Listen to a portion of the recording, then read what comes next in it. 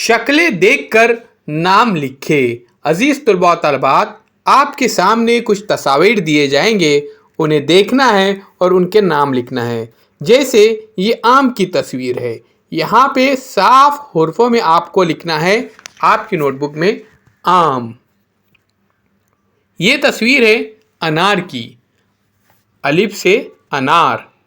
प्यारे बच्चों, ध्यान में रखिए, साफ सुथरा लिखिए।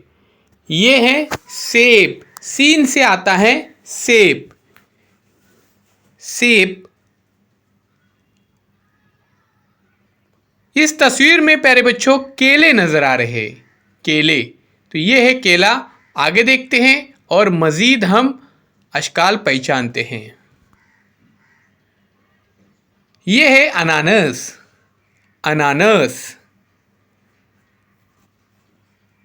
ये तस्वीर है तितली की, तितली।